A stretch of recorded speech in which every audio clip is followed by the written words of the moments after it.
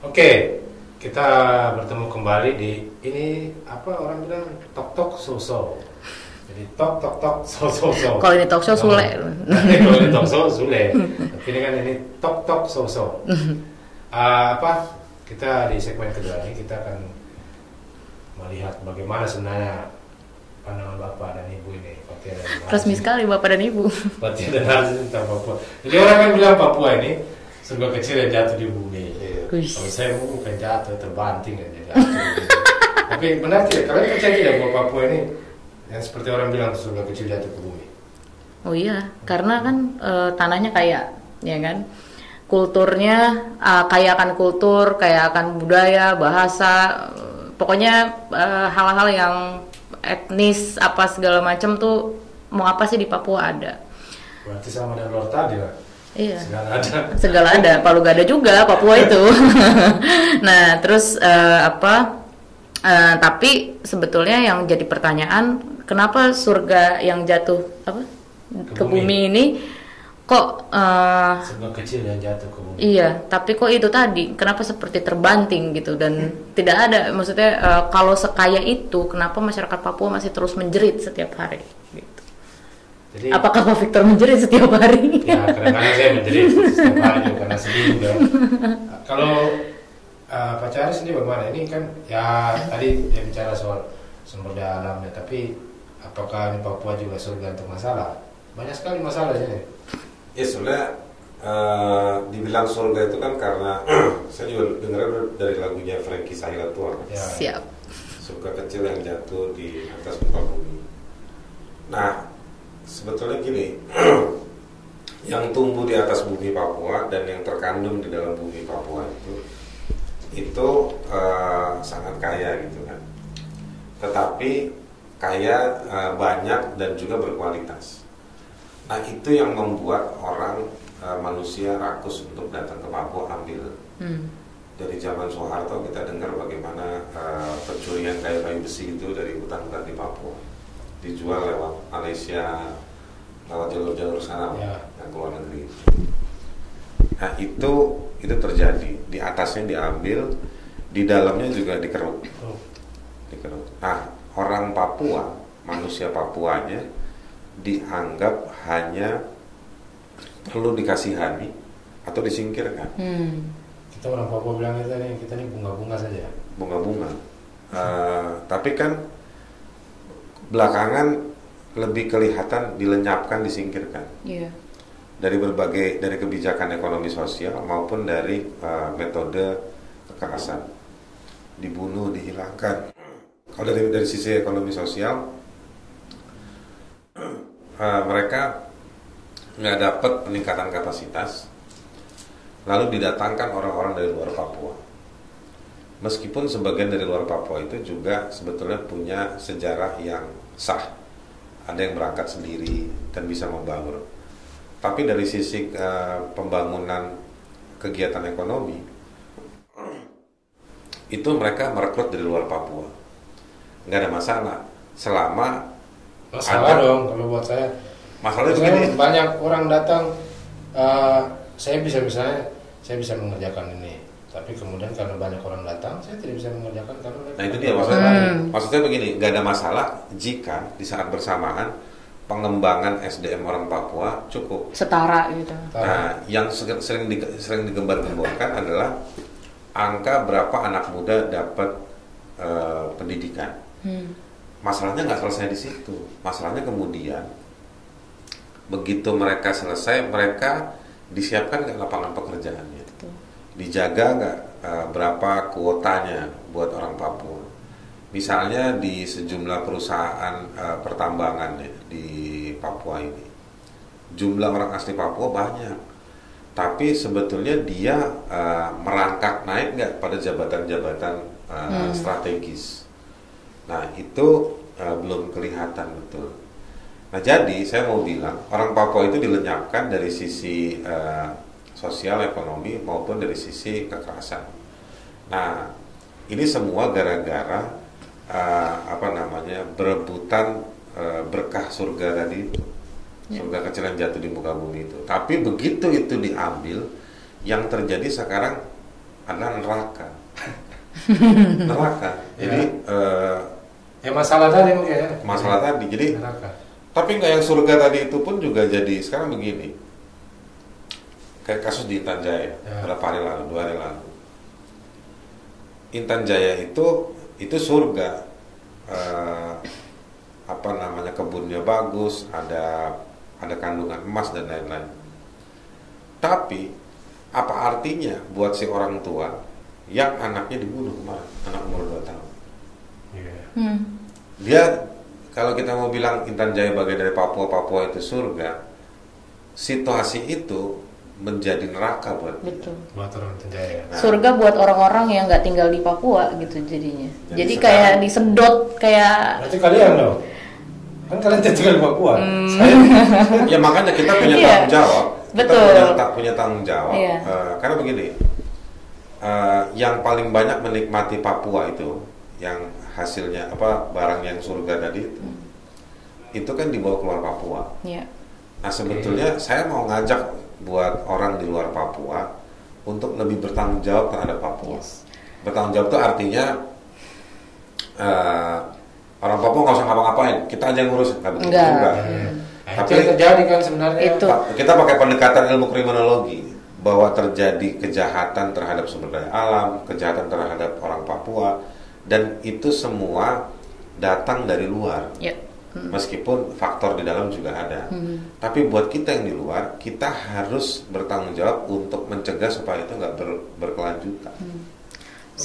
Sama sebetulnya nambahin dikit soal ruang informasinya itu tadi, bahwa tadi kan ya kita juga datang dari luar Papua gitu, karena memang tidak banyak orang-orang yang bisa orang-orang Papua khususnya ya yang bisa punya ruang sama seperti saya dan Haris misalkan untuk bicara sebebas itu, misalkan begitu. Karena mereka bagian dari situasi yang direpresi. Iya, jadi mereka juga punya rasa traumatis ataupun memang dibatasi ruang itu gitu. Nah, semestinya ruang itu harus dibuka seluas-luasnya gitu, karena nanti saya kena somasi juga.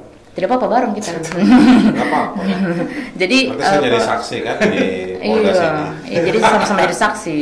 Jadi harus ada ruang yang lebih luas itu, dan ditambah dengan narasi soal nasionalisme atau NKRI harga mati di Papua dan lain sebagainya itu harus dipatahkan, dan tidak bisa gitu orang Indonesia cuma melihatnya bahwa Papua itu hanya sebatas konflik, tapi bagaimana dengan nasib-nasib orang-orang yang ada di dalamnya. Jadi biasanya kan ngomongin soal itu aja, tapi kalau giliran ngomongin soal pelanggarannya tutup kuping semua. Jadi sebenarnya kan kalau saya sendiri lihatnya begini ya, saya orang yang tidak percaya yang berbeda-beda tetap satu. Itu yang kayak tadi tuh memaksakan kehendak.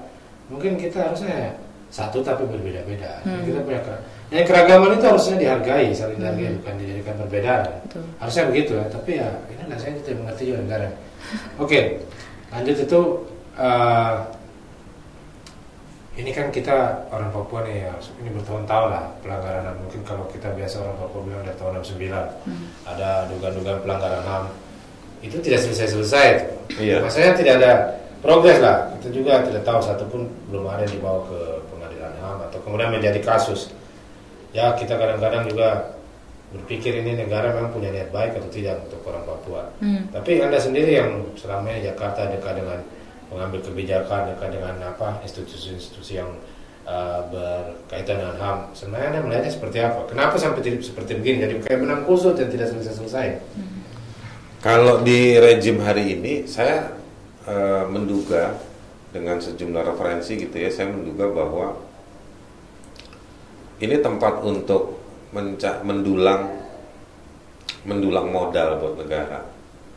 Gitu. Negara duitnya tipis. Nah, gayanya pemerintahan Jokowi kan mendatangkan investasi. Investasi itu kan berarti untuk bisnis. Bisnis kan dia mesti lihat manusianya, lahannya, dan kandungannya, serta putaran produksi, lalu nanti juga buat dijual, distribusi dan dijual. Tapi kalau di Papua kayaknya mereka tidak lihat manusianya. Nah, di Papua mereka akan menggunakannya sebagai lahan untuk mengambil barangnya, gitu. Nanti kemudian diolahnya di tempat lain, misalnya isu smelting, atau smelter itu. Nah, itu isu smelter dibawa di tempat luar. Nah, jadi di Papua ini benar-benar akan jadi dikeruk, dan saya pikir dengan undang-undang omnibus itu akan jadi mempermudah buat pemerintah pusat menunjuk, mengolah, mengambil dari bahan-bahan yang ada di Papua ini. Nah, jadi pertanyaannya tadi apa? Kenapa ini pelanggaran HAM terus terjadi kan? Ya, dan kayaknya itu satu kaya. Yang kedua, manusianya dianggap sebagai hambatan. Ketika manusia orang asli Papua itu protes, dia dituduh separatis, di stigma. Meskipun misalnya Mahfud MD, Menko Polhukam bilang bahwa enggak, yang dibilang separatis itu cuma ada 8 kelompok. Tetapi itu kan kategori yang paling keras. Ada pengkategorian terhadap yang pro pada ada pengkategorian dari pemerintah pusat terhadap kelompok-kelompok yang pro separatis tapi tidak berbahaya dianggapnya. Termasuk Jubi juga masuk. Nah, itu terjadi labeling itu. Jadi kalau kita bicara HAM itu nggak dilihat isinya. Kalau kita membuktikan ada pelanggaran HAM, dia nggak lihat isinya. Yang dilihat adalah siapa yang bicara. Kalau yang bicara Victor Mambor, Fathia, Haris, atau siapa, dianggap wah ini mah orang-orang pro separatis. Ya lah, saya juga heran kemarin kita gitu. buat pelatihan. Ini kan ada pelatihan, satunya LBPS, sebelahnya Aji. Ini pelatihan satu paket. Yang di Aji ini pelatihan HAM, liputan hak asasi sama sektor keamanan. Di sebelah pelatihan LBH Pers. Terus kita dari malam sudah datangin. Kalau katanya orang BIN, kata pihak hotel. Jadi pagi-pagi mereka datang lagi. Jadi kita disuruh kalau tidak mengambil surat dari Satgas Covid, kita dibubarin, diancam dibubarin. Itu sampai 2 hari berturut-turut mereka datang. Nah, kan saya bingung jadinya. Maksudnya kenapa mereka memperlakukan kita seperti itu? Sementara di sebelah satu paket yang ada itu tidak seperti begitu. Dengan situasi yang sama. Jadi ini pertanyaan saya dulu kan, apakah memang orang-orang yang seharusnya menyelesaikan persoalan HAM ini atau negara ini memang paranoid dengan soal HAM ya, dengan kata HAM itu. Kalau kemarin saya lihat di Papua nih, kalau tempat lain khusus buat Papua. Pelanggaran HAM di Papua itu mereka ketakutan. Iya. Dan mereka menciptakan narasi, maksudnya negara itu kan sekarang ini menciptakan narasi-narasi dominan ya. Mereka kan yang menjadi paling dominan, mereka juga menguasai media-media mainstream dan pada akhirnya membuat situasi di Papua itu pemberitaan-pemberitaannya teralihkan. Jadi orang-orang di luar Papua juga tidak mendapatkan informasi yang merata, apalagi orang-orang di Papuanya gitu. Ditambah tadi, kalau misalkan pelatihan itu kan soal peningkatan kapasitas gitu. Tapi kita aja yang di Jakarta, kalau misalkan mau ngomongin isu soal Papua pelatihan, kita juga bisa aja dibubarin, apalagi yang di sini gitu. Jadi selalu ada eksepsi untuk Papua. Jadi kayak HAM ada di Papua tapi ada bintangnya gitu di atas, terms and condition apply gitu kan. Jadi dan padahal pelatihan itu bagus. Betul. Itu kan di Papua ini kan sebetulnya ada operasi untuk mendisinformasikan apa yang terjadi di Papua. Bahkan sampai ke PBB pun, menurut saya, kalau memang pemerintah Republik Indonesia itu serius dengan urusan Papua, saya mohon maaf, dia nggak mengirim diplomat muda yang hanya membantah pernyataan-pernyataannya diplomat dari negara Pasifik. Iya. Mestinya dikirim senior diplomat, diplomat yang senior, datang ke forum PBB menjelaskan apa yang dilakukan oleh pemerintah Republik Indonesia. Dan selalu berlindung di balik kedaulatan, non intervensi dan lain sebagainya. Padahal forum internasional itu dibentuk emang untuk menyuarakan rekomendasi-rekomendasi dari negara ini untuk perbaikan. Kan jadi yang kayak gitu nggak bisa dibilang intervensi. Memang juga, tapi kan kalau dilihat juga respon media ini diplomat muda cantik. Iya, jadi dialihkan angle-nya. Tapi udah mulai sadar lah media di Jakarta tentang si kawan kita yang cantik itu. Ya cantik. Cuma buat saya diplomasi itu kan juga kalau orang zaman dulu bilang kalau binatang buntutnya dipegang. Betul. Kalau manusia omongannya dipegang. Nah, ini levelnya omongan untuk mewakili sebuah republik. Nah, kalau misalnya yang dipertontonkan hanya bantahan terhadap diplomat dari negara di Pasifik tanpa pernah menyajikan datanya, Ya salah. Dan modelnya rejim hari ini tuh begini. Kita kasih tahu nih, ada 100 orang yang lari. 40 dia kita bilang bermasalah. Terus dia bilang, tapi kan ada 1 yang baik. Nah, Gitu. itu tipikal orang Indonesia tuh. Ya, Untung jadi- ada 1 gitu. Jadi kalau di Papua kita bilang begini nih, ada anak umur 2 tahun tertembak, dia akan bilang, tapi ada berapa ratus ribu anak umur 2 tahun nggak ditembak kan? Loh, masalahnya bukan begitu cara Iya. membandingkannya. Nah, Karena- itu gaya-gaya kerja bagaimana mendisinformasikan fakta yang ada di Papua hari Iya. ini. Dan Ya. konsep HAM di Papua itu ya bukan sesuai dengan standar yang berlaku di setiap Ya itu yang saya individu bilang, gitu. apa saya sering bilang memang kita kadang-kadang sebagai orang Papua saya merasa didiskriminasi dalam segala hal. Bahkan karena memang cenderung rasis. Betul. Loh, di Papua itu menurut saya diskriminasi berlapis-lapis. Ya. Makanya kenapa misalnya saya, Fatia, bukan orang asli Papua, tapi kita terus kampanye soal Papua sebisa mungkin. Itu karena soal pelanggaran hak asasi manusia itu nggak ada negara, nggak ada konstitusi. Hak asasi manusia itu melekat sama Ya, manusia. lahir ya. Begitu ada negara dan konstitusi, harusnya negara itu sebagai alat untuk mempermudah kita menikmati HAM. Tapi begitu ada negara yang terjadi justru ada pelanggaran HAM, terjadi di mana-mana. Saya kalau ngomong soal Papua, yang di Riau bilang, atau yang di mana Bengkulu bilang, kita di sini juga ada pelanggaran HAM. Iya, gitu. Tapi kan kita nggak bisa urus semua. Ya. Nah, saya pengen menunjukkan atau saya pengen berdedikasi buat yang paling dirugikan. Karena dalam konsep keadilan itu, hal berlebih harus diberikan kepada mereka yang mengalami hal-hal yang sangat berkekurangan. Dan menurut saya hari ini ketimpangan dan yang paling ekstrim ada di Papua. Ya.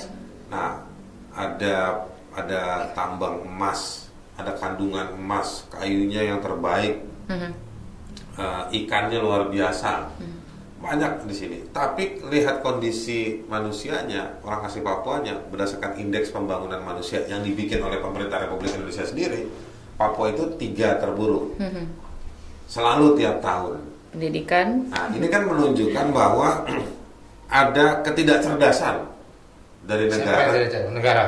ketidakcerdasan dari negara terhadap Papua. Giliran nanti ada rame-rame, langsung semua pemberitaan nasional disuruh merah putih. Iya. Tapi topinya topi Papua. Iya. Ya, Jadi cuma simbolisasi Betul. aja untuk menutupi kegagalan dalam menangani praktek Gimik, diskriminasi yang gitu. berlapis-lapis. Gimmick Udah, aja. kita berhenti dulu sebentar ya. Saya pusing kan. Ngebul. Karena semua dieksploitasi habis kalau di Papua ini. kita bilang. Iya. Ya. Kita break dulu. Nanti kita lanjut lagi bersama Fatia dan Haris di segmen berikutnya. Hampir nangis aja. Oh, dulu. Keselak padahal. Ya. Oke, kita akan bertemu lagi di segmen berikutnya.